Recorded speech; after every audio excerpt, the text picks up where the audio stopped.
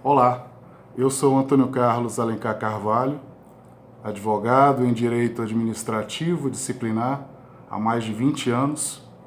Sou professor de Direito Disciplinário, subprocurador-geral do Distrito Federal, mestre em Direito Constitucional e sou autor de 2 livros sobre o tema do processo administrativo disciplinar.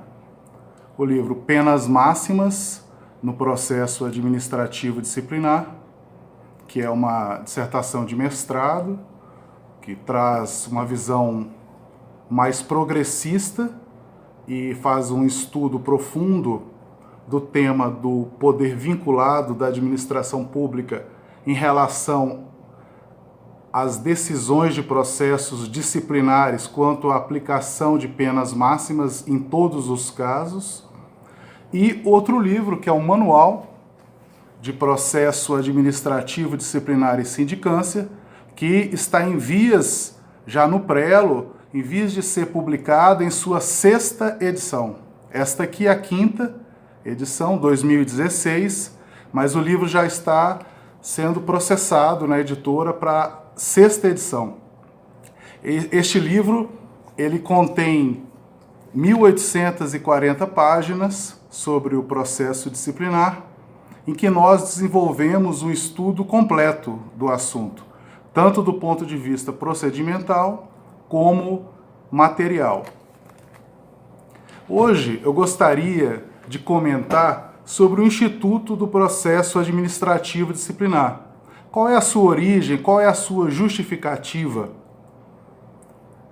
Primeiro, para que se entenda o Instituto do Processo Administrativo Disciplinar, é importante conhecer o pressuposto de que a administração pública constitui, enquanto conjunto de órgãos e entidades do Estado que se ocupam de prestar serviços públicos, de atender ao bem comum da sociedade,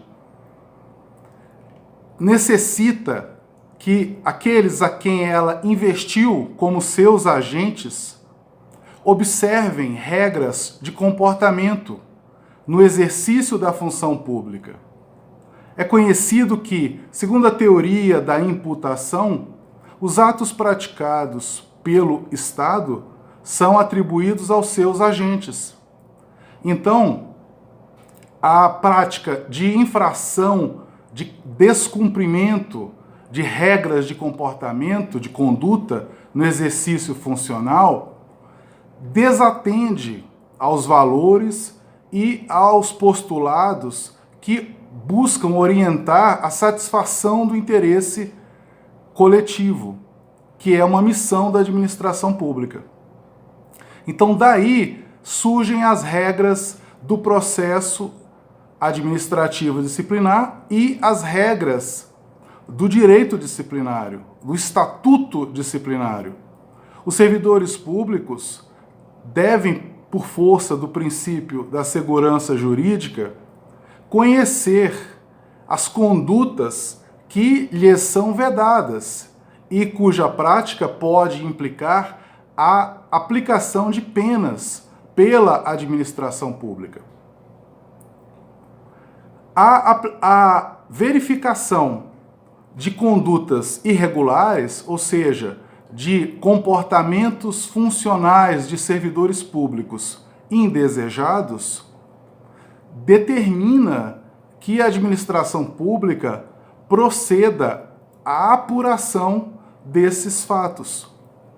E, uma vez constatada a aparente prática de infração, transgressão disciplinar, ou seja, a violação daquelas regras de comportamento funcional previstas em lei, por exemplo, no caso dos servidores públicos da União, a Lei Federal 8.112, de 1990, e alterações, como a Lei Federal 9.527 e algumas outras.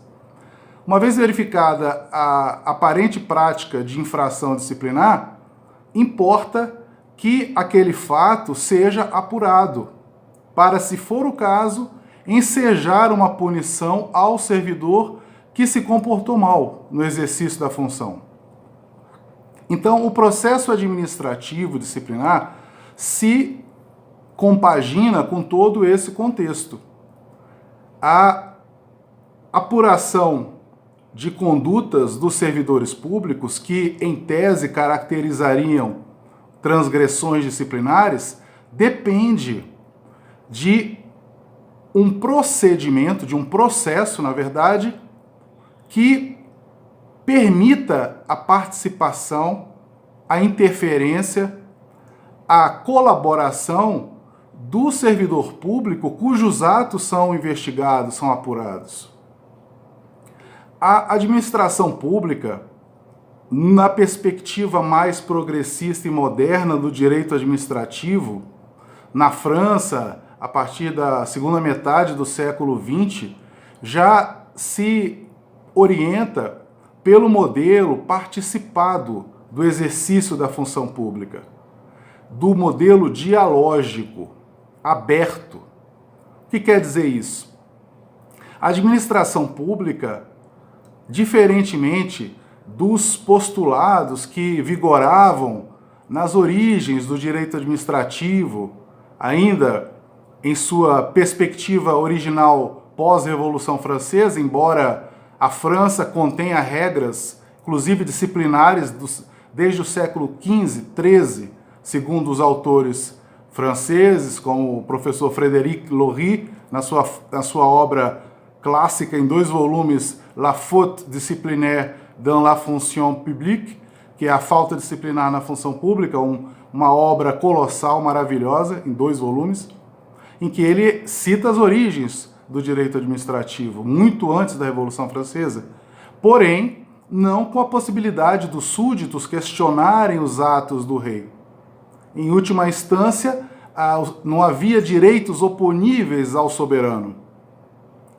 O direito administrativo, nessa sua consideração pós-Revolução Francesa, trouxe uma série de avanços que se verificaram principalmente no século XX, no modelo francês, que é o que inspirou o nosso direito administrativo. E na França, um dos postulados é exatamente esse modelo do diálogo, tanto em toda a Europa. Então a administração pública, diferentemente, que centrava na sua origem do absolutismo o seu poder naquela visão de que o rei era o representante de Deus na terra, toda a autoridade provém de Deus, diz a Bíblia, a igreja fomentava essa perspectiva e que o absolutismo incorporou, e o poder do Estado, o exercício do poder do Estado era uma representação divina, era um exercício de poder conferido pelo próprio Deus para o soberano e seus sucessores, seus herdeiros. Dentro dessa perspectiva, não havia como o rei cometer erros. Le roi ne peut mal faire. O rei não pode cometer erros, não pode errar. The king can do no wrong. O rei não erra. Eram os valores que se estabeleciam. Então, essa perspectiva foi posta em xeque com os avanços do direito administrativo, que, inclusive, o professor Gordilho critica no seu livro, no seu tratado de direito administrativo, está até nas minhas costas aí em azul. Ele observa que a administração pública era vista como o bom, o belo.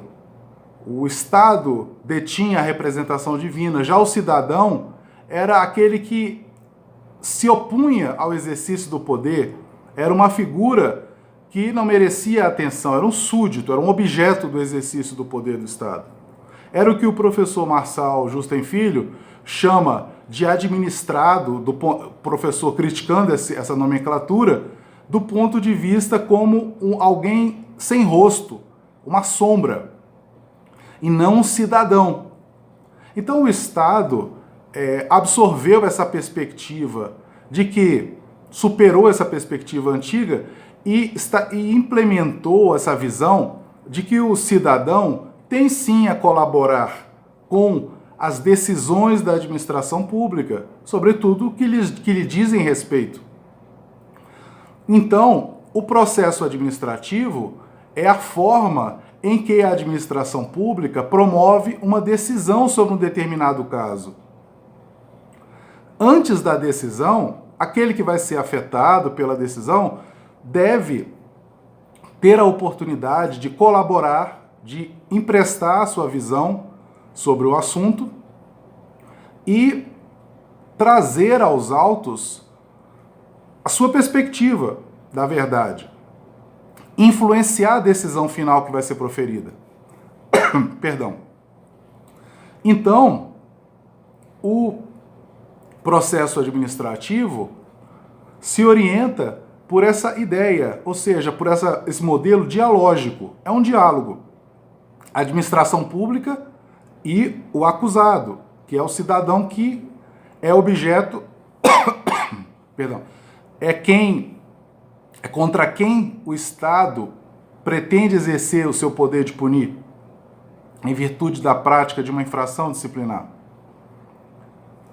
O processo administrativo, ele é previsto até na nossa Constituição Federal, no seu artigo 41, parágrafo 1º, inciso 2, que estipula que o servidor estável não perderá o cargo senão por processo administrativo disciplinar com ampla defesa.